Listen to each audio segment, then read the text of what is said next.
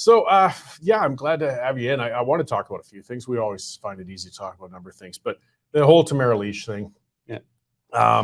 Which is a nice segue from what you were just ranting about enforcing the law where it should be enforced. Yeah, I mean, there's where some of the discussion could even start. People talk about, well, she violated a bail condition, thus she's locked up. Maybe I'll leave that open to interpretation. Maybe she did not fully, properly, when she paused, she shouldn't have spent that 3 seconds with that person. But that's why you have a judge, not a computer. Yeah. In a room. I mean, you work as what is realistic of enough violation that warrants full incarceration, or maybe a warning, or maybe just telling the police, come on, guys, get serious. Like, there's the spirit of the law and there's the letter of the law. Yeah. And she's getting beaten by every aspect of the law right now. Well, I think it's just appalling. And just to your point, I can't understand what the hell is wrong with Canadians right now that they let this go on. And, as I've been saying on social media the last little while, whether you were supportive or not of the Freedom Convoy and the demonstration and protest in Ottawa that resulted from that, whether you supported their initiative, to draw attention to the truckers' mandates, which was the original cause that they were protesting democratically, peacefully with that convoy across Canada, you should still be appalled by what is happening to Tamara Lich. I mean, here is a kind, generous, grandmother, for goodness sake, with not much for, financial means, that helped to organize this protest, a peaceful protest, which she reinforced that message constantly. In fact, I congratulated her at the end when she was finally let out of jail the first time. I congratulated her as a novice for staying on message, something that politicians can't do, but she managed to stay on message. She didn't get distracted when some of the more loony bin fellas were talking about overthrowing the government and staying there until Justin Trudeau resigned and some of that nonsense. She stayed on message that this was a matter of rights, a matter of democracy. And that's why she was there. And she's being punished like this. And, today I posted on Twitter a sign, and it says, imagine how much better Canada would be if the justice system pursued child rapists with the same vigor they have with Tamara Lich and her mischief charges. And what that solicited, I mean, there was a lot of support that came through, Corey, yeah. But there was people saying, well, she should be locked up. She's a terrorist. Well, I'm giggling a bit, but not over that. But just that image that's been going around, that's actually a direct quote from one of my tweets from about a week ago that somebody took and made into an image. I'm glad it made it full circle and it's going out there, but that's the point. There's levels and levels, and where our justice system should be prioritizing. And yeah, we don't go after child molesters with the vigor and expense that we have been going after. And I'll say we, because we're Canadians, we're putting up with this, as you said at the start, are going after Tamara Lich. And that's why I wanted to bring you in too, because you know her. I mean, I'm talking about a character reference. When we're talking about the spirit of the law, then that also means, does this person present a risk to society if she's let out? Is she unstable? Is she not a good person? If she was sort of a lunatic who'd come to some meetings and so on, you'd probably just go, oh, geez, they're being persecuted, but I'm not really going to stand up and say a lot on the person's character anyways, because it's just not something to speak to. But Tamara's not crazy. No, not in the least. And, this is what's so frustrating for those of us that know Tamara and know her well. I mean, I had the pleasure and the privilege of working with Tamara for about 2 years now, ever since I came out of retirement and started a new political party that evolved into the Maverick Party, the West's only federal party. And Tamara was on the original board of directors. She stayed there. She worked hard. Despite the challenges that she was facing in her personal life because of the financial upset of losing her employment. And her husband had to relocate to Manitoba for a while. Then they came back. She's always been involved in causes that are near and dear to her heart. And as I said earlier, she's the type of grandma that cannot sit idly by when she sees an injustice, when she sees that our rights and our democratic institution, basically, our constitutional rights are under attack by our own government. And so she got involved. That was all. She got involved with this effort to peacefully protest with this convoy and eventually in Ottawa. And now she's being persecuted. That's the word that my friend Preston Manning used in his newspaper column of a couple days ago. She's being persecuted by our own government. And it's absolutely appalling. As I've said repeatedly, and as you've said, every single Canadian should be very, very concerned about this, that she is being kept in jail now, but not by a judge, by a justice of the peace that made this ruling on Friday to keep her incarcerated. What is this costing taxpayers to persecute this grandmother? Oh, I mean, they spent hundreds of thousands just to fly homicide detectives across the country to arrest her. I mean, the money being flushed because she paused next to somebody. Remember, that's the crime she's in for right now. She paused with somebody she's not supposed to be with for 3 seconds in a picture in a video, which again, technically, maybe if you're really a hair splitter, you could say, wow, you crossed the line. We had a legal breakdown of that actually from one of our columnists, Karen Selleck, and she's a lawyer. And again, going into how unreasonable that offense supposedly in the bail is. I mean, that's again why you have a judge and not a justice. She really goes into this justice of the peace. This wasn't even one who was a former lawyer. No. And people got to remember, so this was not a legal expert. So what did he base his ruling on? This is the part that puzzles people. Yeah, and Karen questioned it quite interestingly because she said, and he had to sit for 4 days and come up with this, and he didn't give a written version. He just gave an oral, which he said typically they're going to give something written, but speculation. Was he dwelling on this, or was he asking certain people, what do you want me to do about this? Yeah, certain people. Yeah. Yeah. And it's far be it for us, ladies and gentlemen, to suggest that there would be any political interference in these types of rulings or what's been going on in this courtroom, where a identified partisan prosecutor, right? I mean, he's contributed thousands of dollars, as you've said and others have said, to the Liberal Party of Canada, and he's allowed to go on for hours ranting about Tamara as though she truly is a terrorist, rather than somebody that believed in democracy in Canada.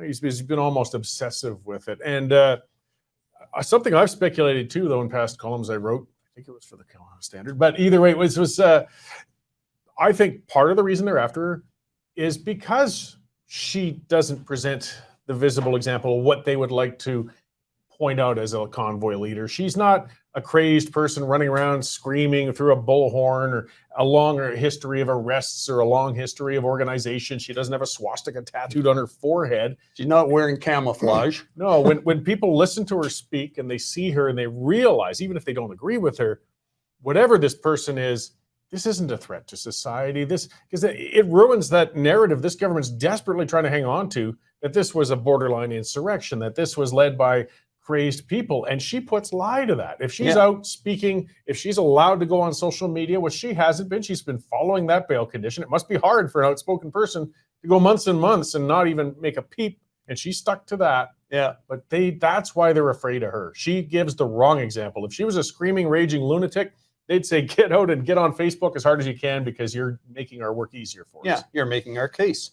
But they don't have a case, really. I mean, if we reflect back to when she was arrested, in Ottawa, after this protest, I'll call it a protest. I mean, the people that are so upset about this apparently call it a blockade or an occupation, or they trump up all these kind of charges against, which was they were bouncy castles. They were protesters shoveling snow for the people. They were supporting local businesses that had been in tough times, the local coffee shops and restaurants and hotels.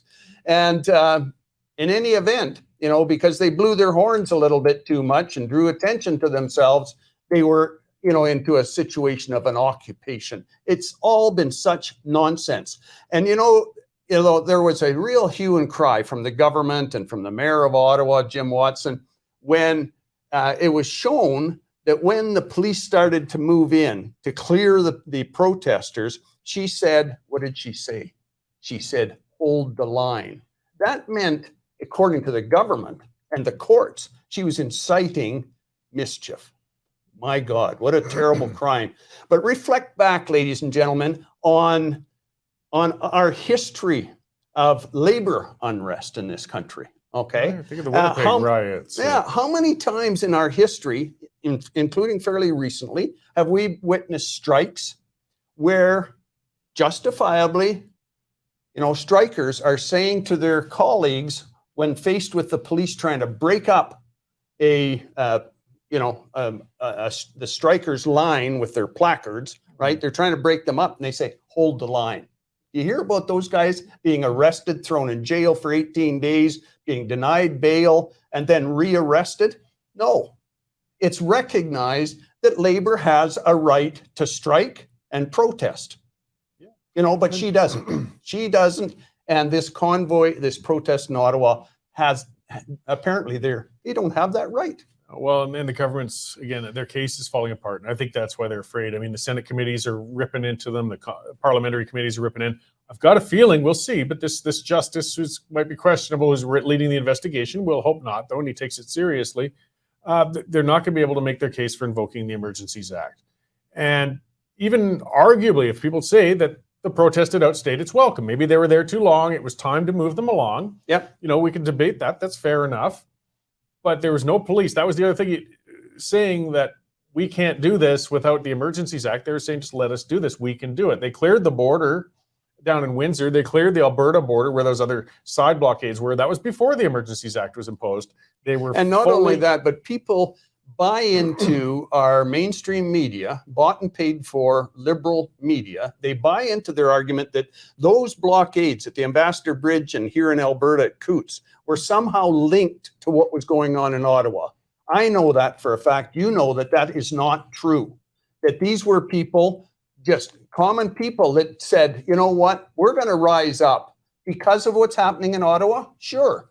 But that did not have the approval, the support, or the affiliation of the protesters in Ottawa. No. And yet the media, the mainstream media, were just all over themselves buying into the Liberals' arguments that, oh my God, look what's happening. This is growing all across the nation. Well, yes, in a way it was growing, but it had nothing to do with Tamara Lich. No, and the media embarrassed itself over the course of that whole affair. I mean, they bought into all of the BS myths, that fake Twitter thread of a supposed arson. I remember people getting on my case at that time because I called BS as soon as I saw this stinks. This is baloney. This guy's making this crap up. But the media jumped on, they reported on, and guess what? It was true. BS. Yeah. Justin Ling puts his thing out claiming that guns had been seized. Total BS. But the media seized on it, used it. And there was supposedly some sort of a weird connection to, the illegal importation of firearms and this big seizure that the police had made somewhere else in Ontario, and they kind of linked it to what was going on in Ottawa, and it was all BS. No, and again, that's part of it too, is we've got a legacy media that Lich embarrasses, again, as a symbol, because she's not everything they're trying to say this protest was. Yeah. And this Emergencies Act, they could have cleared that protest without invoking it. Well, it's starting to come out, and perhaps we'll see this confirmed with the investigation. As you say, the judge that is leading that investigation, hopefully he's going to do as thorough a job as Justice Gomery did with the infamous Liberal sponsorship scandal of a few years ago. And if he digs that deep and does that type of job, I think he'll do an enormous service to Canadians. But Corey, it is becoming quite clear that the Emergencies Act, at least partially, was brought in not because the police asked for it, not the Ottawa Police, not the Ontario Provincial Police, not the RCMP, nobody, despite what the minister lied about in the House of Commons, House of Commons in question period. What was the reason? Well, now it's starting to be suggested it was because tow truck drivers, owners, and companies refused to tow these vehicles.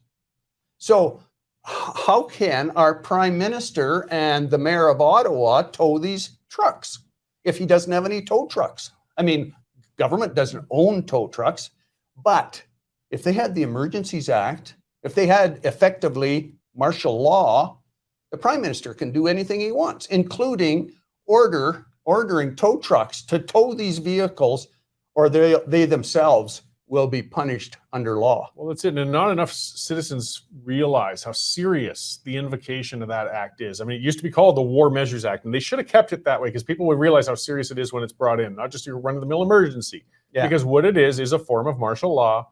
And what that means is you are going to suspend charter rights for people in the face of an emergency. And of all of those, I don't think it was even used necessarily, but symbolically, of being able to force a tow truck driver to labor for them, basically, and I say with a gun to their head. And I mean, I know there wasn't a literal one, but hey, if you eventually push the police far enough when you've got an order against you, that's what you could end up with. Yeah. And then they wanted to press gangs. I mean, they could come on the street and grab you and forced labor. This is not a minor thing. This is what happens in third world countries. People have to understand how serious that was and what was invoked there. And I don't think enough Canadians get it. No. I was thinking about, where is it here? I was thinking about this, of course, yesterday and the day before as I was tweeting and posting on Facebook about Tamara and this injustice. And I came across this famous quote by a Lutheran pastor a number of years ago. And we've often heard it, but I want to read it out. And I wrote it down, Corey, to make sure I didn't misquote. First, they came for the socialist, and I did not speak out because I wasn't a socialist. Then they came for the trade unionist, and I did not speak out because I was not a trade unionist. Then they came for the Jews, and I did not speak out because I was not a Jew. Then they came for me, and there was no one left to speak for me. End of quote.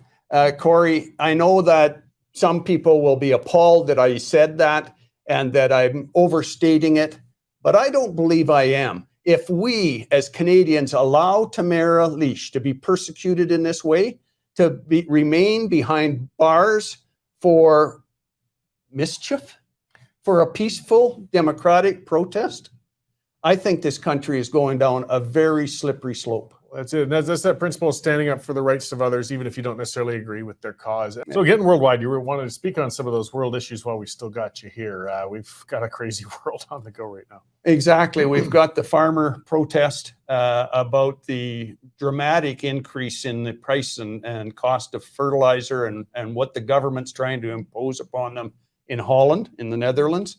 We've got what we saw on the news recently about the mass protests in Sri Lanka that forced the resignation of the president. It's really, I think this whole business, this ridiculous worldwide addressing of supposed climate change is coming home to roost, because there is a line there. Yes, we all want to be environmentally conscious and do what we can to protect our environment. Always have, always will. Mm-hmm. But this business of where they're going to force people off the land, they're going to dramatically impact the production of food.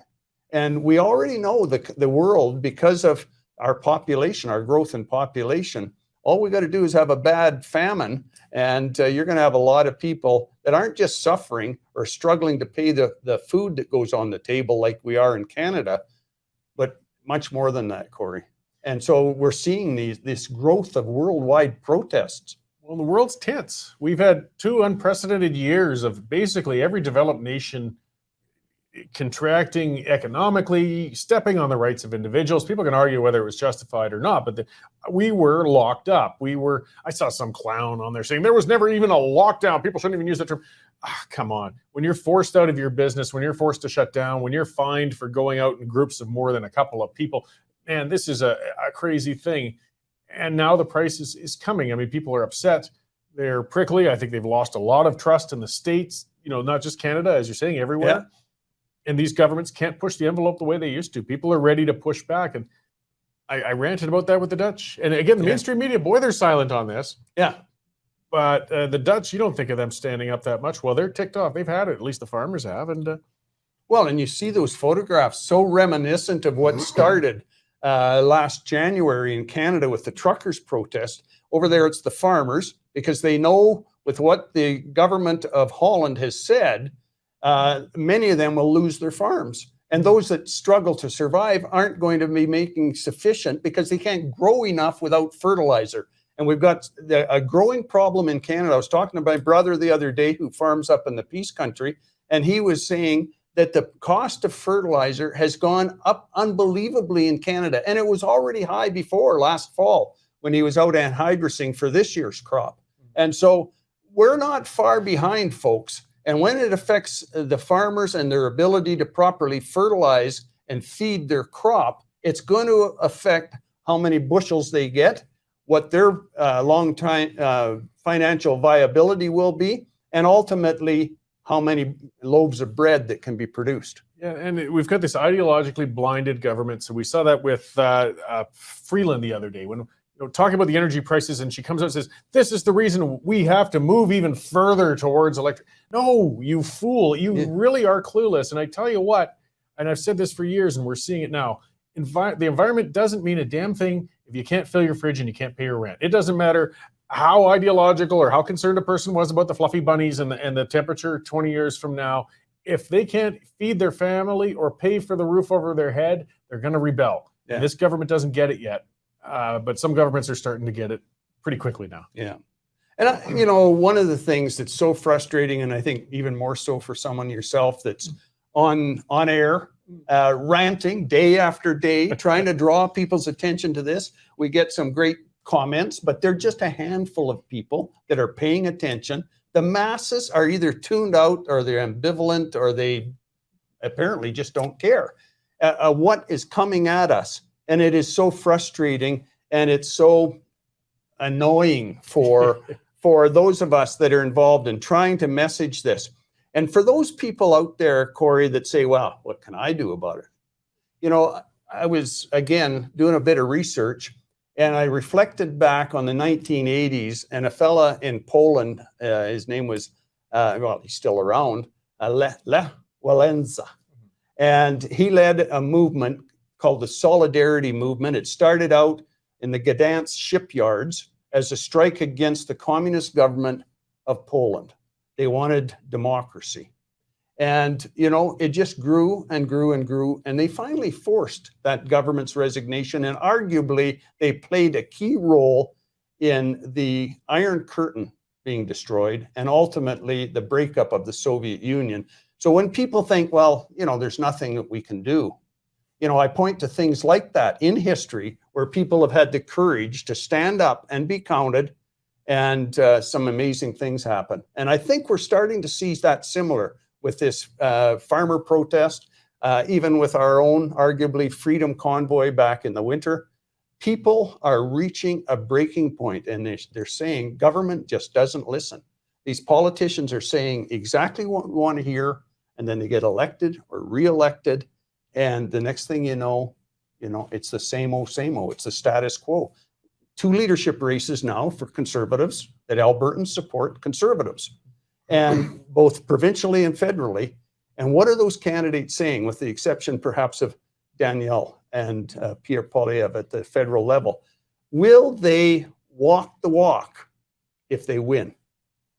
Yeah, well, and I it's always a hard one to believe. We get frustrated a lot. I believe that was a lot of Jason Kenney's downfall. Again, he promised big and he delivered low, and people wouldn't put up with that. I got a feeling, at least in Alberta, they're going to know, whoever wins is going to know better. Like, they're not going to stay in that leadership if they don't follow through on at least some of their platform, depending on, unless it's one of the Liberal. The frustrating thing for me, though, at the federal level, and why I've been saying for the last 2 years since I got involved in launching Maverick, is that I'm a slow learner, is because, okay, everybody jumps Pierre Poilievre.